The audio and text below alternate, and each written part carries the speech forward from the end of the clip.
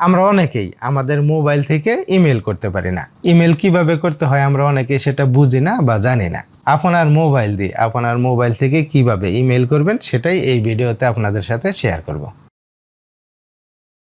Mobile দিয়ে যে কোনো কিছু ইমেল করার জন্য আপনার ফোনের জিমেইল অ্যাপটা ওপেন করবেন। এখান থেকে আমি জিমেইল অ্যাপটা ওপেন করে দিলাম। তারপরে এরকম একটা ইন্টারফেস দেখতে পারবেন। এখানে দেখতে পারবেন ফ্রম টু সাবজেক্ট এবং কম্পোজ মেইল। আপনি ইমেইলের মাধ্যমে যে ডকুমেন্ট, ছবি, ভিডিও, অডিও যে কোনো কিছুই যেটা পাঠাইতে চাচ্ছেন সেটাকে এখন এখানে অ্যাটাচড করতে হবে। সেটা অ্যাটাচড করার জন্য উপরের দিকে যে এখানে দেখেন একটা অ্যাটাচড আইকন দেওয়া আছে, এখানে একটি ক্লিক করবেন। এখান থেকে তারপরে ফাইল, এখানে ক্লিক করবেন। এখানে ক্লিক করার পর আপনার ফোনের গ্যালারি অপশনটা এখানে দেখাবে। এখান থেকে আপনি ওইটা সিলেক্ট করে দিবেন যেটা আপনি ইমেইলের মাধ্যমে পাঠাইতে চাচ্ছেন। আমি এই ছবিটা সিলেক্ট করে দিলাম। দেখেন এখানে কিন্তু ছবিটা চলে আসছে। এই যে এখানে টু লেখা দেখতে পাচ্ছেন, টু।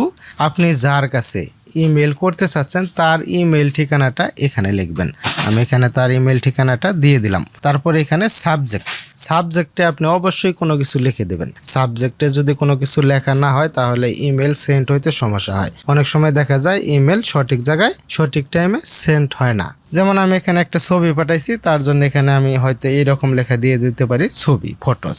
আপনি যেটা পাঠাবেন সেটা এখানে লিখে দিতে পারেন। তারপরে দেখেন এই যে এখানে আছে কম্পোজ মেইল। এখানে আপনি কোনো কিছু লিখে দিতে পারেন, না লিখে দিলেও কোনো সমস্যা নেই। এখানে সুন্দরভাবে হয়ে গেছে। এখন এই যে উপরের দিকে দেখেন এই যে একটা এরর মতো চিহ্ন দেওয়া আছে, এরর চিহ্ন। এখানে যদি আমি ক্লিক করি তাহলে দেখেন এই ইমেলটা সেন্ড হয়ে যাবে। আপনি যে ইমেলটা সেন্ড করলেন সেই ইমেলটা সেন্ড হয়েছে কিনা সেটা চেক করার জন্য এই যে উপরের দিকে থ্রি লেস আইকন, এখানে একটি ক্লিক করবেন। তারপর এখানে দেখেন এই যে সেন্ড লেখা আছে, এখানে একটি ক্লিক করবেন। তাহলে আপনি এখানে দেখতে পারবেন যে ওই ইমেলটা সেন্ড হয়েছে কিনা। এখানে আপনি একবার রিফ্রেশ করে দেন।